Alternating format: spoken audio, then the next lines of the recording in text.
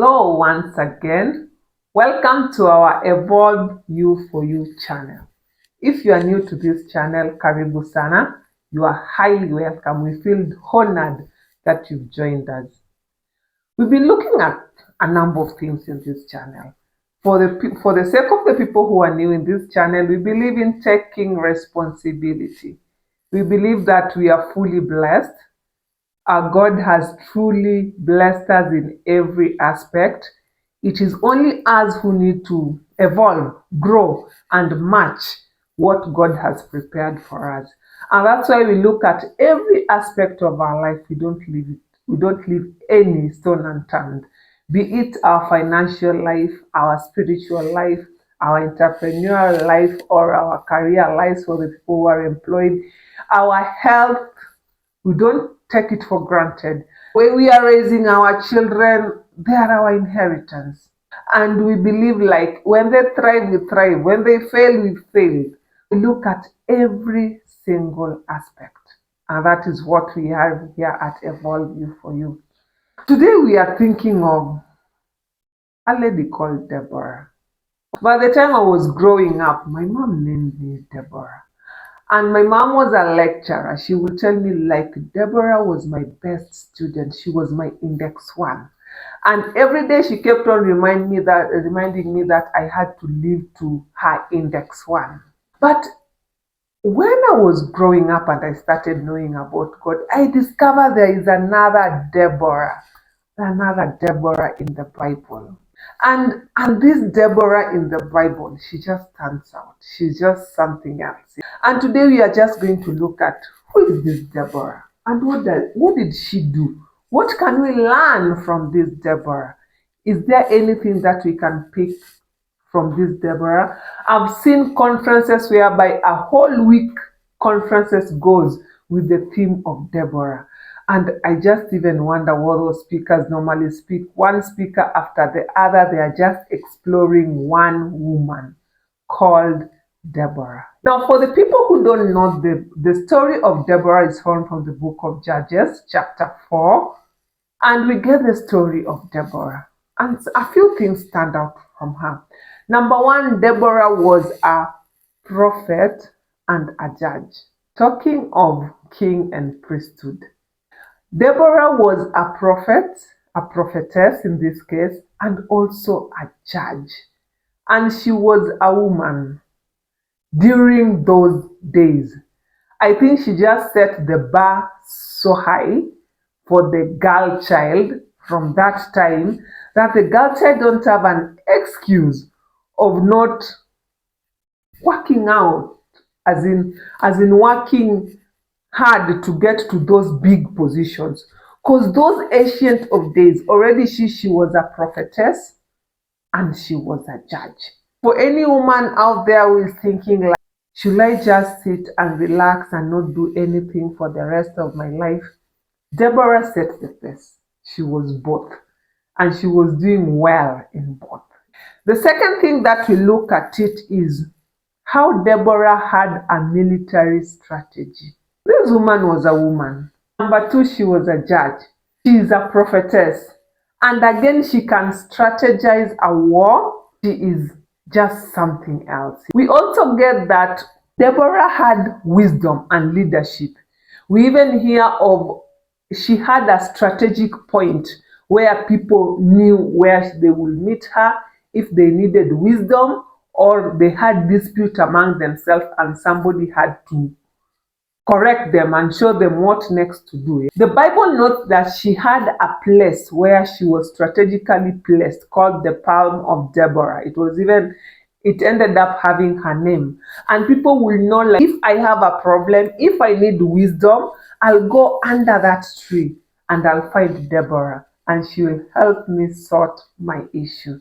That was just a good way of making people be able to reach out to you. Because sometimes we normally get leaders, or the people we admire, or the people who can help us solve our problems, but we don't know where to locate them. We don't know where to find them. But here we get Deborah, and these people knew where they were going to get this judge and prophetess called Deborah. Yeah. Again, we get as far as those days, she just broke the gender thing.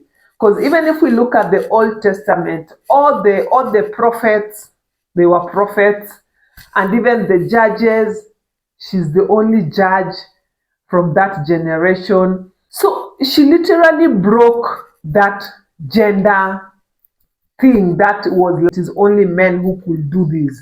She came in full force, and she really did her work well. We also get at how reliable this Deborah was.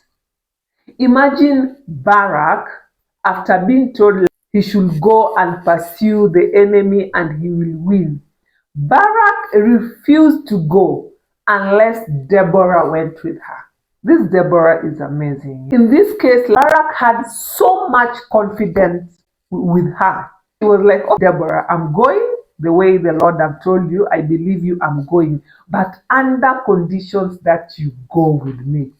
At that time, Barak is talking to a woman and he's telling a woman, I'm not going to walk without you going with me. I think that one is something worth asking.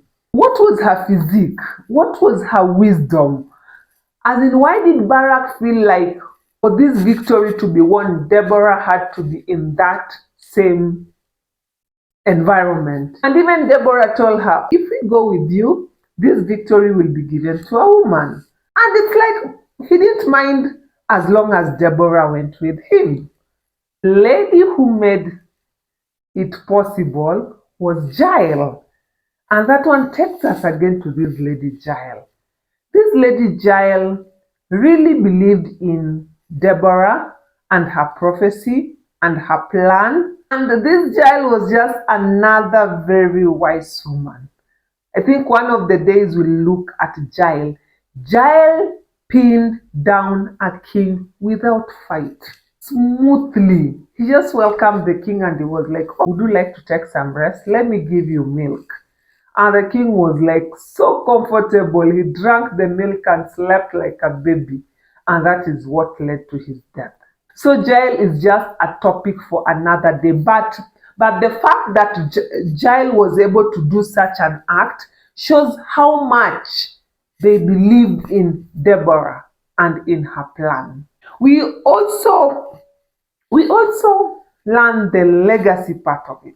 Up to today, how many years later, Deborah still stands. Her works, her history, her story. I've told you I've heard of conferences that go over and over again talking about Deborah. I've only just maybe mentioned 0.001% of the lessons that can be drawn out from the life of Deborah. Yet this single woman has stood the test of time, and there is no lesson you can't teach from this single woman. And actually, in case I'm not wrong, her story only goes on the book of Judges chapter 4 and the song of Deborah that goes from Judges chapter 5. But the lessons from this woman are really standing out.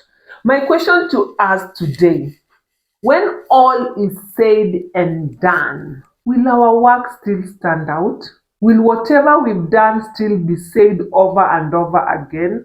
Or when it's said and done, people will be like, thank God she is no more or he is no more. Let us go out there and let us do things that will make us stand out. Because even for Deborah to stand out the way she has stood out, we haven't even talked about the courage. It takes courage as a woman in those days to sit under a palm tree and wait for people to come over, for you to guide them, for you to judge them on their issues. It takes courage for even to share the prophecy of God, especially if you are a woman in those days. Because maybe there were some men who were like, what can a woman tell us? But she stood the test of time. It takes courage to go to the battlefield and literally help the fight hands on. It doesn't just take somebody who is just lazing somewhere on a couch. She was up doing something for the kingdom because she knew that just like all of us, we don't live forever. I normally tell people, like, even if you live 999 days, it is destined that at one point you will leave this earth. Since the clock is ticking, let us leave such a nice legacy for the people that will hear of us later when we are long gone. Thank you very much, my dear friends, for joining us. I hope you've learned some few things from the life of Deborah. Let's go there and make a difference. And if you haven't subscribed to the channel, it costs you nothing. Just hit that subscribe button, leave a comment there, share, all to the glory and honor of God. Till next time, from me, Deborah, is bye. Thank you.